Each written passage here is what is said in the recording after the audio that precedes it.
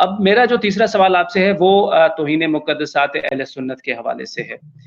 تو کیا یہ توہین مقدسات اہل سنت جائز ہے؟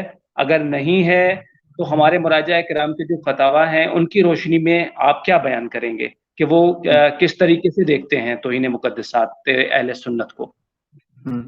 بہترین سوال ہے، اور اس کو جو ہے وہ بہترین انداز سے بیان کرنے کی ضرورت ہے.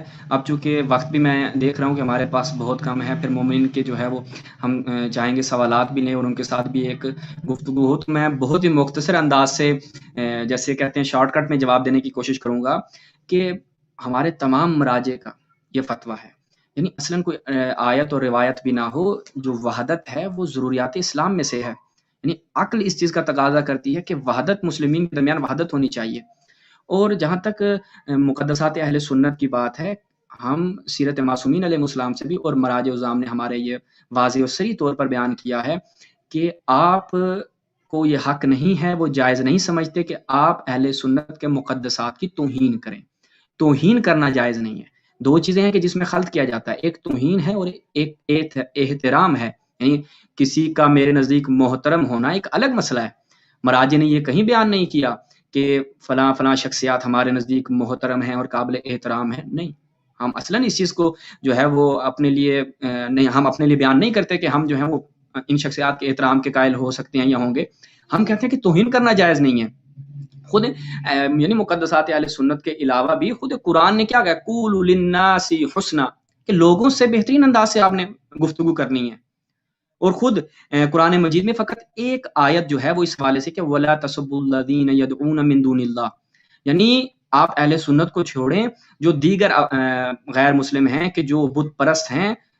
اللہ تعالیٰ ان کے حوالے سے بھی کیا کہہ رہا ہے کہ ان کو آپ سب و شتم نہ کرو، برا بلا نہ کہو ان کے حوالے سے.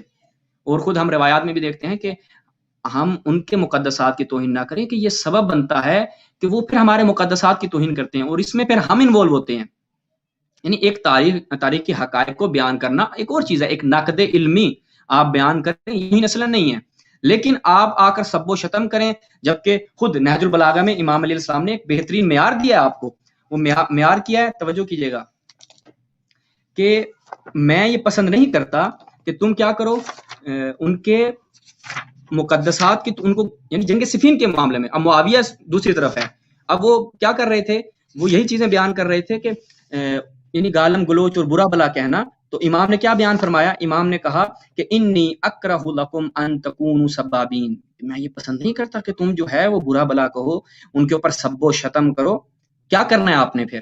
امام نے فرمایا لو وصفتم اعمالہم وذکرتم حالہم، اگر تم ان کے اعمال کو لوگوں کے سامنے بیان کرو، یہ وہی چیز ہے. یعنی کیا ہے، آپ تاریخی حقائق کو بیان کریں، آپ بیان کریں جناب زہرا سلام اللہ علیہا کے ساتھ کیا مسئلہ ہوا، فدق کا کیا مسئلہ تھا، احراق باب فاطمہ کا کیا مسئلہ تھا، مولا کائنات کے حق کا کیا مسئلہ تھا، اس کے علاوہ دیگر جو معاملات ائمہ کے ساتھ رہے ہیں ان آپ تاریخی حوادثات اور تاریخی حقائق کو بیان کرو. وَلَوْ وَصَفْتُمْ أَعْمَالَهُمْ وَذَكَرْتُمْ حَالَهُمْ، اور ان کے حالات کو بیان کرو. یعنی تم معاویہ کے اوپر سب و شتم نہ کرو، بلکہ اس کے حالات کو بیان کرو کہ اس نے کیا کیا جو ہے وہ مظالم حق کے اہل بیت میں کیے ہیں، اور اس کے علاوہ دیگر جو اس کے اعمال تھے اس کو بیان کرو. اس سے کیا ہوگا، وَأَبْلَغْ وَكَانَ أَصْوَبَ فِي الْقَوْلِ، یہ بہترین چیز ہے. امام نے اس چیز کو ایک عمدہ جو ہے وہ چیز بیان کیا ہے کہ یہ سب سے بہترین یہی چیز ہے. وَأَبْلَغْ فِي الْعُذْرِ، اور یہ بہترین دلیل ہے کہ آپ کیا کریں، ان کے اعمال کو بیان کریں، ان کے احوال کو بیان کریں. یعنی مولا کائنات نے بھی کیا ہے ان سب و شتم سے منع کیا ہے، لیکن تاریخی حقائق کو بیان کرنا اصلا یہ توہین نہیں. اگر ہم آتے ہیں بخاری سے، مسلم سے، آپ کے سامنے بیان کرتے ہیں کچھ چیزیں، آپ کہتے ہیں جی ہمارے مقدسات کی توہین کر دی، تو یہ سب سے پہلے آپ کو خود ملاحظہ کرنا چاہیے کہ ہم جو بیان کر رہے ہیں کہ ہم اپنی جیب سے بیان کر رہے ہیں یا فقط آپ کی بخاری مسلم سے بیان کر رہے ہیں. ٹھیک ہے، اگر کوئی شخص آ کر گفتگو کرتا ہے اور وہ آ کر آگے چل کے انشاءاللہ ہم بیان بھی کریں گے واقع افک کو بیان کر رہا ہے اور بخاری مسلم سے بیان کر رہا ہے، اور اس میں ایسے الفاظ ہیں، یا ہم آ کر خود حج کے جو معاملات تھے، اصحاب نے رسول اللہ کے ساتھ ایک گفتگو کی اور بڑی ایک نازیبہ وہ الفاظ ہیں جو اصلا انسان بیان نہیں کر سکتا، بخاری مسلم کی روایات ہیں، اگر ہم وہ آ کر بیان کرتے ہیں تو تشیع کو آپ آ کر اس چیز پہ بلیم کریں کہ انہوں نے توہین کی، سب سے پہلے آپ کو خود بخاری مسلم سے ہاتھ اٹھانا ہوگا. جی قبلہ. جی بالکل بالکل ایسا ہی ہے. میں میرے خیال میں تبصرے سے بہتر ہے کہ ہم سوالات کی طرف آگے چلیں تاکہ ہم نیچے جو باقی دیگر مومنین ہمارے ساتھ جڑے ہوئے ہیں ان کو بھی ٹائم دیا جا سکے۔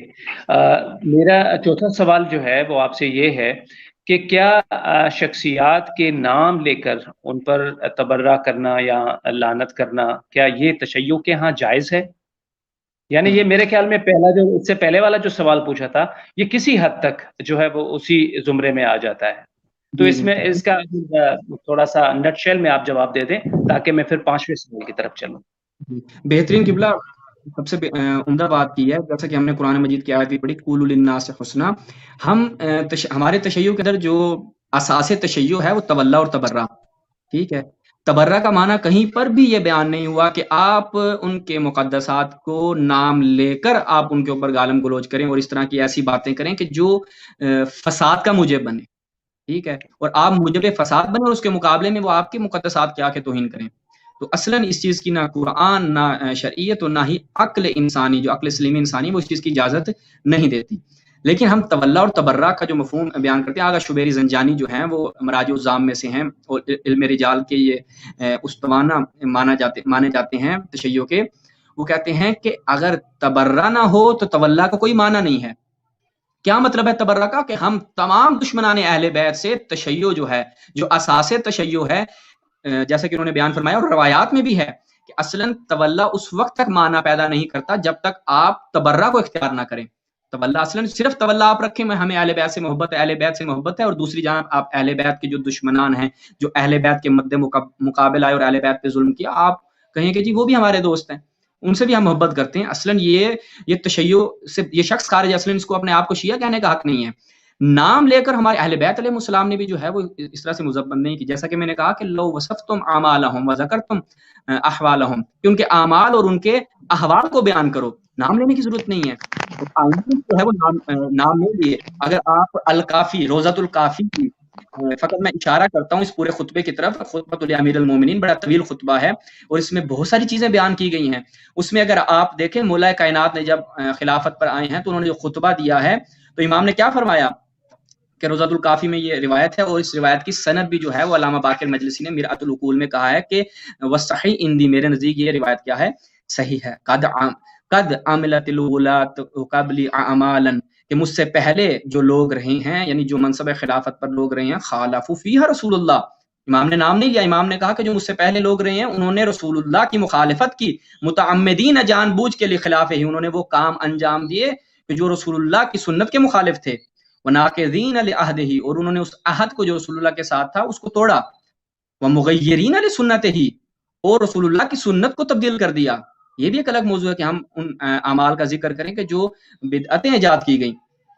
وہ آگے امام نے کیا فرمایا؟ وَلَوْ حَمَلْتُ النَّاسَ عَلَىٰ تَرْكِهَا وَحَوَّلْتُهَا إِلَىٰ مَوَاضِعِهَا، اگر میں چاہوں وہ جو بدعتیں ایجاد کی ان کو ختم کرواؤں اور ان کو تبدیل کرواؤں اور ان کے اصلی مقام تک لے کر جاؤں جو رسول اللہ کے زمانے میں تھا، تو کیا اللہ تفرق عنی جندی، مجھ سے جو میرا لشکر ہے، جو آس پاس میرے لوگ ہیں، یہ مجھ سے جدا ہو جائیں گے، حتی اب وحدی، میں اکیلا رہ جاؤں گا، او قلیل من شیعتی، یا کچھ قلیل مقدار میں شیعہ رہ جائیں گے۔ اور اسی خطبے کو جو ہے وہ ناظرین پڑھیں، اس میں اس سوال کا جواب بھی ہے کہ جو یہ کہا جاتا ہے کہ مولا کائنات نے فدق واپس نہ لیا، اس خطبے میں اس کا جواب بھی موجود ہے۔